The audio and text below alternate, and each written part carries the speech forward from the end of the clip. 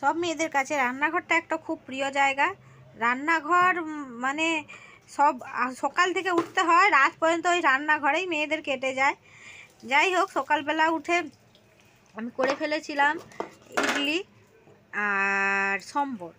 এবারে আমার কর্তা দুপুরে খায়নি, আর দুপুরে আমি শুধু ভাত করেছিলাম। আর পাশের বাড়ি থেকে দিয়ে গেছিলো পেঁপে দিয়ে, আলু দিয়ে, আর সব দিয়ে মাগুর মাছ দিয়ে ঝোল। এখানে মাগুর মাছ পাওয়া যায়নি, হঠাৎ করে পাওয়া গেছে। আমি তো বাগান মাগুর মাছের দাম এখানে কলকাতার থেকে অনেক কম। আমি তো অবাক, এত কম দামে কি করে মাগুর মাছ দিল। আমি একবার কই মাছ জিজ্ঞেস করতে গেছি, কই মাছের দাম অনেক বেশি বলছিল, তাই জন্য নেওয়া হয়নি। কিন্তু এখানে দেখছি মাগুর মাছের দাম খুবই কম। যাই হোক, ঝোলটা খুব সুন্দর হয়েছিল, একেবারে মাখো মাখো করে করেছিল। আমি আর আমার ছেলে খেয়ে নিয়েছি। এবারে আমার কর্তা রাত্রেবেলা খাবে। এবারে ছেলেরা ঘরে খেলেই তো খাওয়া মোটামুটি একটু বাড়তি করতে হয়, এই দিয়ে খাবো নি ওই দিয়ে খাবো নি, তাই জন্য রুটি করেছি।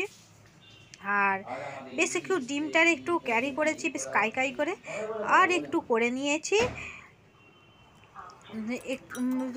বেগুনের ভর্তা। খুব খেতে মানে আর কিছু চাইনি এটা। আর আমাদের দুপুরবেলা ভাত আছে। আমি আর আমার ছেলে আবার আমার ছেলের তরকারি করতে করতে আমার ছেলের প্রচণ্ড খিদে পেয়ে গেছিলো, তাই আমার ছেলেকে দুটো ভাত আর আমি ডিমের ক্যারি দিয়ে খেতে দিয়ে দিয়েছিলাম।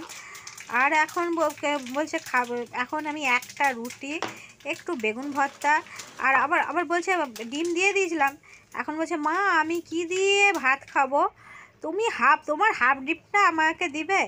ছেলে বলেছে, ছেলে আর কি খাওয়া যায়, তাই ছেলেকেও আমি ছেলেকে দিয়ে দিয়েছি আমার হাফ ডিম।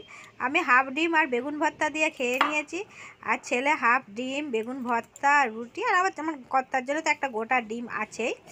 যাই হোক, গরিবের সংসারে এরকম ভাগাভাগি করে খেয়ে হাসি খুশিতে খুব ভালো লাগে। মানে এইভাবেই যাতে চলে যায়, ঠাকুরের কাছে জানাই। আমারকে যদি তোমাদের ভালো লেগে থাকে